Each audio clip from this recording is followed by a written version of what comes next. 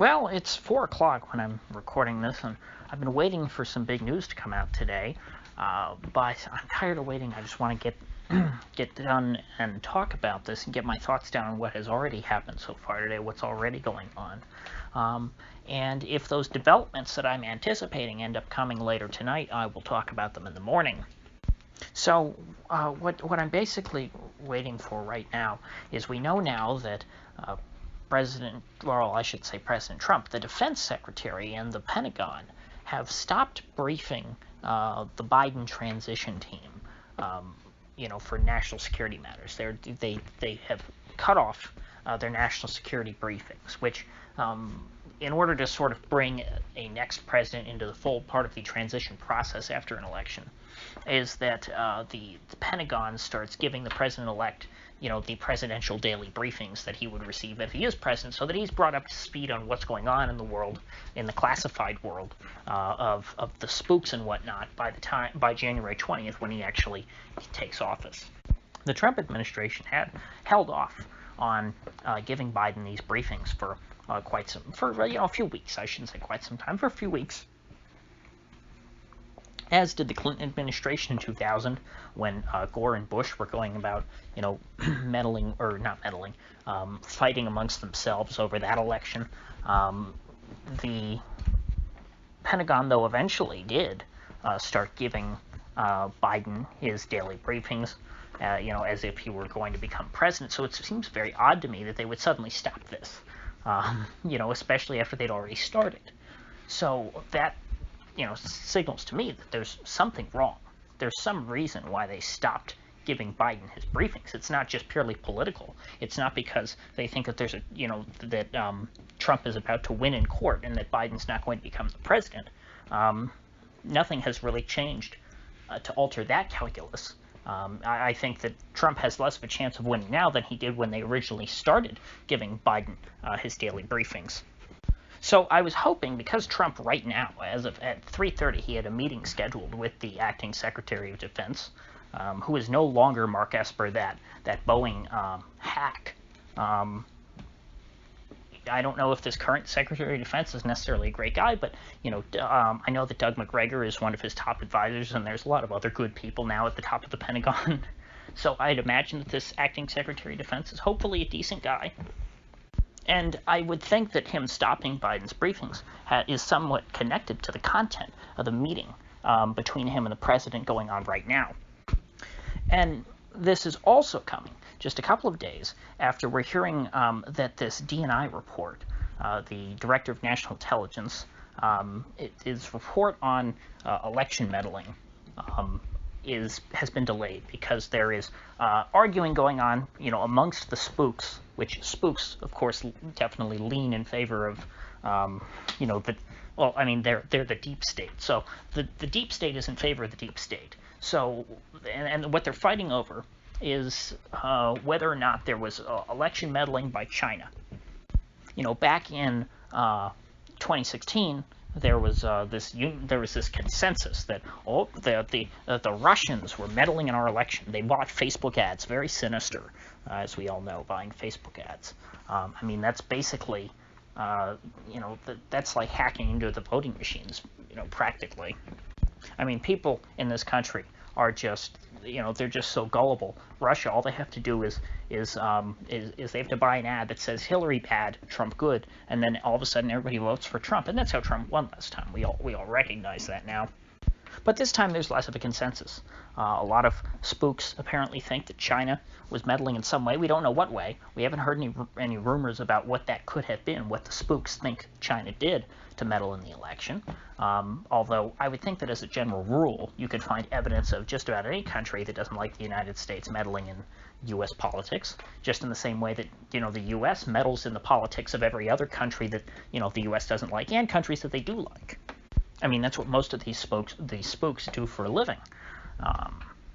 So, with all this going on at the same time, there is, it seems very suspicious to me, and I have trouble thinking that all of these things are totally unrelated.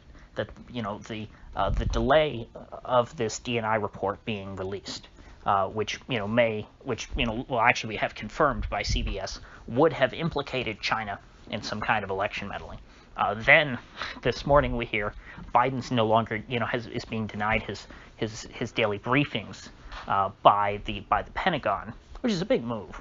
And now the acting Secretary of Defense is meeting with Trump. I don't have confirmation right now. This is just a hunch. This is purely my opinion. But I think that there is a connection between these three stories. And so I want to express, I'm not making a substantive claim here, but to me, the obvious conclusion to jump here is that the Pentagon thinks that the Chinese meddled in the election in some way and have compromised Biden, and therefore they would not, at least until they, reach a final conclusion, are no longer feel comfortable giving him intelligence briefings. That's what it looks like. I don't know if that's the case. I think that's a big jump. I think that even if Biden was largely compromised by the Chinese, which I think a lot of people have, they presented some pretty good evidence that he's not the most, he's not exactly independently powerful, Joe Biden. I think that, given his business ties, the Chinese might have some leverage over him. I think that that's a fair thing to say. But whether or not that's enough for the Pentagon to deny a well-recognized establishmentarian such as Joe Biden, for them to think that it's a problem, I mean, that's a big leap. I have trouble I have trouble believing that the Pentagon would do that because, Joe Biden was the vice president for 8 years. He was in the Senate since the 60s, I think. He was in Congress before that. The guy spent his entire life in Washington. I think that he has too much.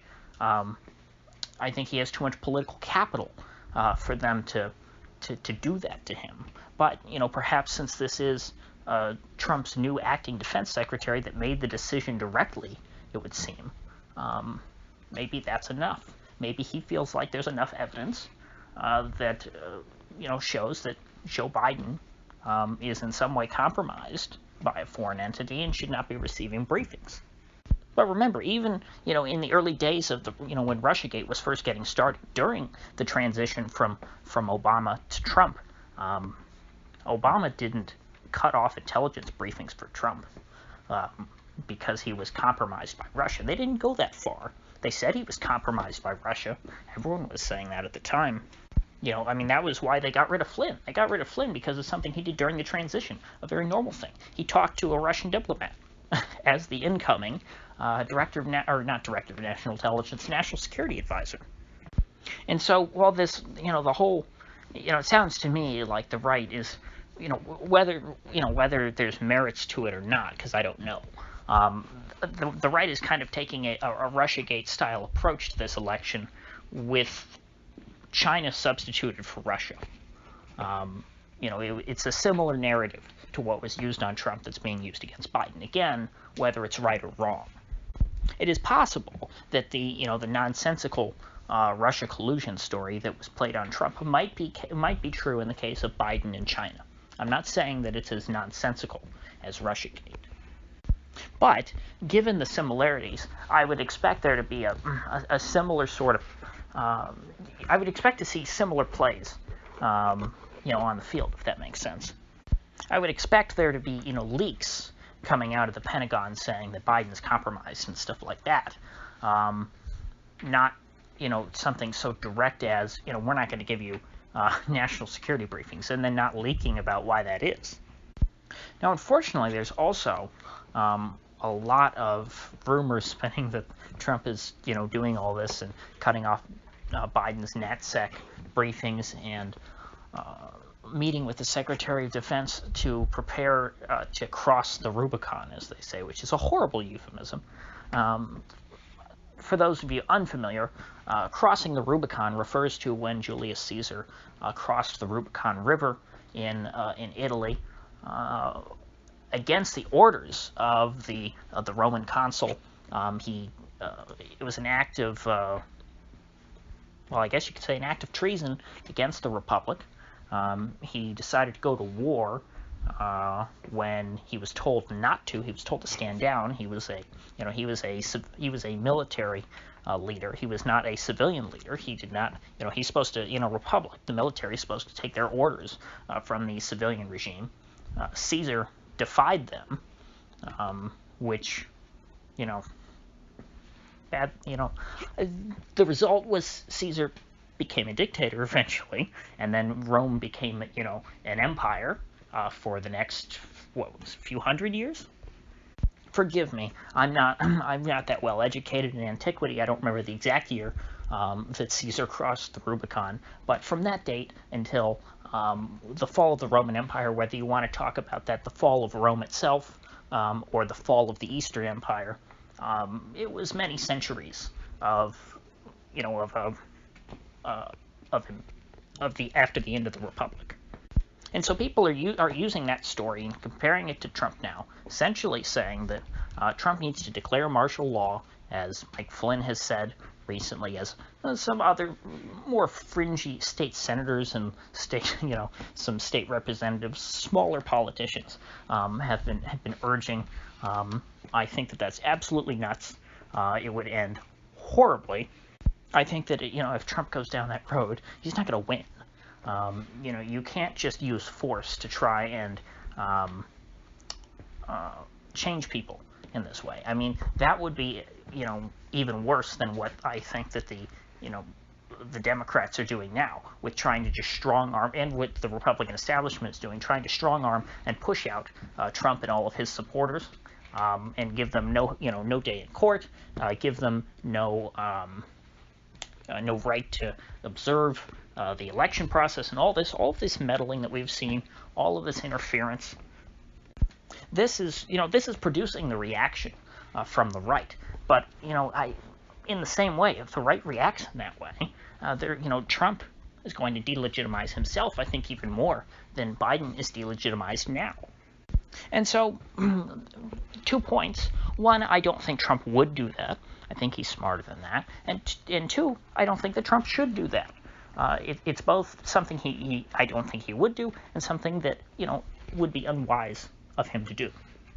But given the stuff that I'm seeing today, I can understand why people might think that. I don't think that's something that people should hope for. It's not a good outcome. It will not end well. If you're a Trump supporter, that's not Trump's path to another 4 years as president, certainly. But if you look at the evidence, I shouldn't say the evidence, if you look at just sort of what's going on right now, I won't use such a strong word as evidence, you see the DNI report being delayed, this controversy over Chinese meddling. You see, well, of course, everything that we've learned from, Peter Schweitzer many years ago up to the Hunter Biden thing today, with Biden being compromised by China, the Pentagon dropping his daily briefings, and then now Trump meeting with his acting Secretary of Defense after gutting the Pentagon, thank God, finally, and replacing the people at the highest levels of the Pentagon with folks who are loyal to him. You can make the case that this is a decent setup for Trump to cross the Rubicon. Trump can come out, give an address to the nation, say, Biden is compromised by China. The Chinese did all sorts of things. They hacked into Dominion machines. They bought off Joe Biden. They have all these compromising images of Hunter Biden. They've been paying bribes to, the Biden family for decades, whatever he wants to accuse them of. Again, I'm not making these accusations. I'm saying theoretically. Trump could come out, make all these statements, and his supporters would very much, agree. They would say, okay, wow, this is very damning. And then he would say, now as a result of that, I'm going to, invoke this executive order dealing with the election meddling, which a lot of people have been talking about. He signed some executive order in 2018. Now, an executive order is not a law, as far as I'm concerned, so I don't think executive orders give presidents authority. Because the president can sign an executive order saying whatever he wants, and then what? He's going to sign or cite his own executive order as the source of his authority. It's absurd. But it wouldn't be the first time. We have an imperial presidency presidents do this sort of unconstitutional, illegal stuff all the time. And so it is possible that Trump could try and use that kind of authority, say, hey, we need to have we need to redo the elections in these few states. I'm going to, declare a form of martial law. I think he would try to his best to avoid using the term martial law, because that's very scary and authoritarian sounding. And he would say, hey, bad things going on with Biden. We need to, our elections were compromised in certain states. We need to have a revote. And, that's kind of how it would play out if the whole crossing the Rubicon thing happened. I don't think that this will happen. Keep in mind, it's not at all what I think will happen. But sadly, I can see a universe in which it does happen. Now, also today, we're supposed to be getting a lot of pardons being handed down. Axios is reporting that a Snowden pardon is not on the table. That's been ruled out, but Assange might happen. I don't understand why there were so many more people saying pardon Snowden than Assange, because to me it's much easier to make the argument in favor of Assange than Snowden, in terms of clemency, because Assange literally did nothing wrong. Snowden, you can at least accuse him of breaking some law, but Assange never been, he's not a U.S. citizen, never lived in the U.S. He's just an Australian guy. Somebody came to him, gave him some documents, and he said, okay, I'm going to publish these on the internet.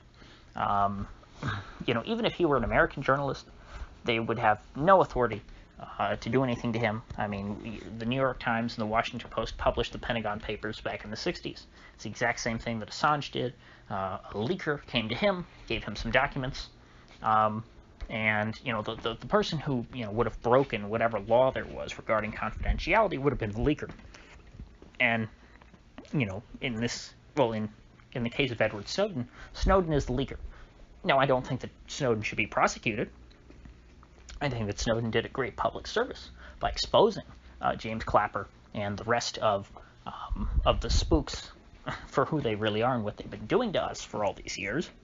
But just in terms of pure politics and I guess legal reasoning, it's much easier to argue why Assange should be pardoned. Now, I think Trump also, given everything I've seen, should and probably will pardon himself and his family, because it's pretty clear that a lot of these prosecutors around the country are going to overturn every stone that they can to try and throw him and his family or anyone connected to him in jail. So a lot is still up in the air right now about everything I'm discussing. So I need to get this, probably need to get this uploaded as soon as I can, before this video is made irrelevant by breaking news. But those are my thoughts on all this for now. This is to me is a very unsettling situation. I'm someone who's encouraging, sort of chaos and, destabilization of the political system. But, martial law is not a part of that. That just leads to, the kind of chaos that creates is violence. Because when you have force being applied to people and putting the squeeze on them, the reaction that you're going to get is going to be violent. And that's not something I want to see. I want people to be disgusted with the system. I want them to be indignant. I want them to be I want them to lose confidence. I don't want them to feel like they are in imminent danger and that they are going to need to jump into fight or flight mode. We don't want that kind of existential crisis. I just want people to realize that this is a very diverse country. We're not all the same, and that's okay, and we can go our separate ways. Want to erode the sanctity of the Union, not, the sanctity of peace. And, I guess I keep trying to wrap this up, but just to clarify, if Trump went down this road, it would not be like Caesar crossing the Rubicon. Trump is not a military leader. The military brass are not on his side. What would end up happening is something similar to the Spanish Civil War. I can't even remember who originally was in charge of the coup plans, but a lot of, essentially quite a few generals in the Spanish army got together and decided, hey, we have these crazy left-wingers running the Spanish Republic. We have to overthrow them and return to tradition. And they said it's going to be easy. We're the military. They have no power. We have all the guns. All we have to do is, lower their flag, raise our flag, and say, we no longer recognize the president, and then everything will go away and we'll be in charge. Well, the problem that they ran into is that some generals were loyal to the Constitution. Others were loyal to, traditional ideas of Spanishness. They were the ones who were sort of loyal to the more abstract ideas of traditional Spanish society. Other generals said, hey, I swore an oath, in front of the president to uphold the Constitution. Under the Constitution, I do as he says, and I can't go along with this. And so you had the Spanish Civil War. That was a very bad conflict. It was horrible. And what you learn out of that is that, the military is not a monolith. So, and they don't always just follow orders. I mean, that was the whole, the people who started the Spanish Civil War, who fired the first shots at least, I don't want to get too political with it, were the generals who didn't want to comply with what with the president anymore. And if Trump took these extreme measures and ordered the military to institute martial law or something like that to try and help keep himself in power, I don't think that the entire military would go along with him. The military brass has a lot of military-industrial complex never-Trumper types. That that's who gets to the top in the military. That's almost a prerequisite. People like Mike Flynn are rather uncommon, and that's why he was pushed out. And so rather than having everyone sort of get mad and say, okay, well, I guess we're just going to have to accept each other's differences and go our separate ways and have peaceful secession, and the states sort of split off into different regional federations, which have much more of a cohesive political center. What you could end up with is a Spanish-style civil war, a real civil war, not like what we had here in the United States. What we had in the U.S., that wasn't a real civil war. A civil war is when you have everyone everywhere fighting each other for control of the entire country. And that's never a good thing, because nobody ever wins that, unless you literally murder half the population. You're not going to reach a resolution to where everyone can just agree and move on with their lives. So really, I can't emphasize this enough. The people cheering this on, you don't want this. It would not be easy. It would not be quick. It would not be painless. So with that said, if you gained anything of value out of this video, I'd appreciate you clicking that like button and sharing this video. If you haven't already, please do subscribe, because I do upload every day and I'd hate to have you miss one. So I'll see you folks back here tomorrow.